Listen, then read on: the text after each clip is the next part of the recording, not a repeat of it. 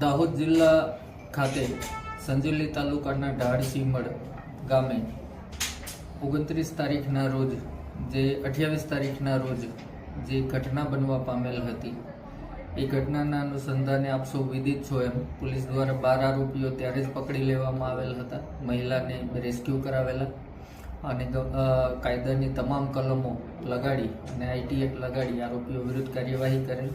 ત્યારબાદ જે બાકી આરોપીઓ હતા એમને 31 તારીખે મોડી રાત્રે દાહોદ જિલ્લા પોલીસે ધરપકડ કરી લીધેલી હતી.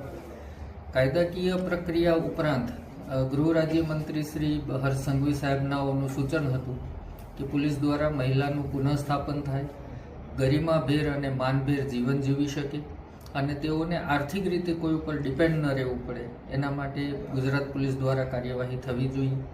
જે અનુસંધાને ડીજીપી શ્રી વિકાસ સહાય સાહેબના માર્ગદર્શન હેઠળ ગુજરાત પોલીસના સુરક્ષા સેતુ પ્રોજેક્ટ અન્વયે આજરોજ ભોગ બનનાર મહિલાને તેમનું પિયર છે ત્યાં ફતેપુરા ખાતે પ્રાઇમ લોકેશન ઉપર બસ સ્ટેન્ડની બાજુમાં Atmagaurav fruit and vegetable shop શરૂ કરાવવામાં આવેલ છે. જેમાં સ્થાનિક ડીવાયએસપી દ્વારા પર્સનલ કેર કરી અને તેમને 11 મહિનાનું રેન્ટ એગ્રીમેન્ટ કરાવી 11 મહિનાનું ભાડું ચૂકવી દેવામાં આવેલ છે. 1 મહિના ચાલે તેટલું એમને શાકભાજી અને ફ્રૂટ